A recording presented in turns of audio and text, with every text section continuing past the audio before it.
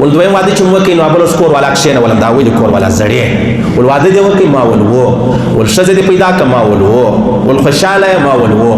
ول داسې پر دا زنګانه وټکولم ول زما ستا سره وعده ده که ما هم سړی نه کړي پیدا ما ستا سره وعده ده تورې څنګه ویل ول ما ستا سره وعده ده که ما یار نه کړي پیدا او کوم پتا نه ولیدي موت ودونه کوي ځان ته خبره ده هغه نه در یادوم یو مستي ده سترګې پټې دي روپۍ لري ازمر چمن والا وایي چې روپۍ پاتېږي ښځه دې پاتې شي اځه په دواړو سترګو چې روپۍ پاتېږي ستا لور دې پاتې شي لا که دې دغه روغ پرېږدم ستا لور دې پاتې شي خدا نه خواسته چې بل څوک یې وکړي دی مړ شي هغه پر ځوانه ځواني باندې صحیح سلو سعید ابن مسیب دا تابعي و فقیه ډېر لوی عالم و د ده یوه لور وه لور یې د قرآن حافظه وه عالمه وه نو هغه وخت باچا هغه خلیفه عبدالملک د زوی دپاره مرکه ورته وکړه چې دا ستا لور ما ته راکړه ده نه ورکوله بیا باچا ډېر دبا ورباندې کښېښودل نه یې درکول بله ورځ د ده شاګرد د سعید ابو وداع نومېدی نو هغه څو ورځې سبقه کې نه معلومېدی بیا څو وخت بعد راغلی ولې نه معلومېدی خیر خو به و هغه ولې هسې کور والا مې مړه سوله نو بیا بس په هغه اخته ولم نو ورته غږ ولې نه کوئ یا به جنازې له درغلي وي یا فاتحې له درغلي هغه مال حضرت تا ته ولې تکلیف در کوم نو بیا ورته ویلې بل واده کول غواړې ول ما ته څوک راکوي زه غریب سړی یم زملا سړی یم ول چې ګر سره پیدا شي کوې ول ولې نه کوم سعید لاړی ابن مسیب رحمه الله کور ته د خپلې لورې چې پوښتنه وکړه چې زوی هغه پلانی چې زما سره سبق ویلی دی عالم دی فقید دی پوه دی څنګه خوښه دی دا چې واده ورسره جوړ شي هغه بابا پر دواړو سترګو عالم دی متقد دی بزرګ دی بس رالی چې رالی نکاح یې ور وتړله په 100 روپۍ معمولي روپۍ باندې چې نکاح یې ور وتړله بس دی ولاړې دا طالب وایي دا شاګرد ده خو شاګرد دی طالب دی کنې عالم و وزه دی حیران یم چې تا څنګه الله احسان را سره وکړي خیر کور ته ماښام ناست یم روزه مات کومه دروازه وټکېدله دروازه چې وټکېدله زه ورغلم الخیر والسعید یم سعید دروازه مې خلاصه کړه زما استاذ ولاړ دی مال حضرت خیر خیر تا به ویلې وایي زه به درغلی نه دا خبره نه ده ویلې ما ویلې یوازې کور والا دې مړه سوله نو مناسبه نه ده چې ته یوازې ژوند تېروې دا د لور چې کومه ده هغه یې شاته ولاړه وله هغه یې داسې په لاس ورکړه ول دا ستا مبارک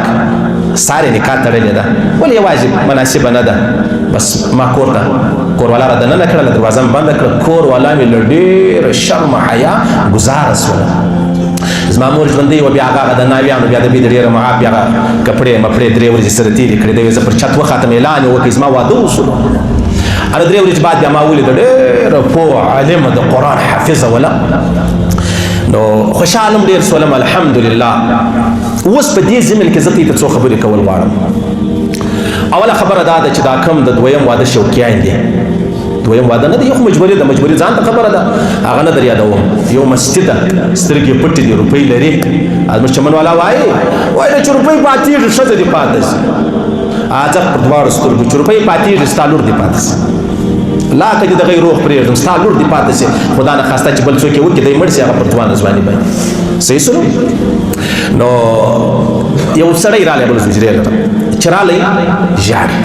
ما ژاړه مته یې ویل کیسه وکړه پر چې ژاړې ورور ول مولوي صاحب دویم واده مې وکړ ما ښه بیا ول دویم واده چې مې وکړ نو بل اوس کور والا کښېنولم دا ولې کور والا زړې ول واده دې وکړ ما ول وو ول ښځه دې پیدا کړه ما ول وو ول خوشحاله یم ما ول وو ول داسې پر دا زنګانه وټکولم ول زما ستا سره وعده ده که ما هم سړی نه کړي پیدا ما ستا سره وعده ده تورې څنګه ویل ول ما ستا سره وعده ده که ما یار نه کړي پیدا او کوم پتا نه ولیدی موت ودونه کوي خلکو لوڼې دی مفلي دي صحیح سو اوس یې ژړل وم نو څه وایه طلاقولی یې نه شي وایي هغه ډېر زورور کور دی طلاقولی یې هم نه څه ما ژاړه مه د ژړا مخکې به راغلی وای موږ یې نسو سر در خلاصولی دا اوس کې یو ځوان و کینسر بیماري و د کال یو نیمه سه نو بیا ډېر ناجوړه و نو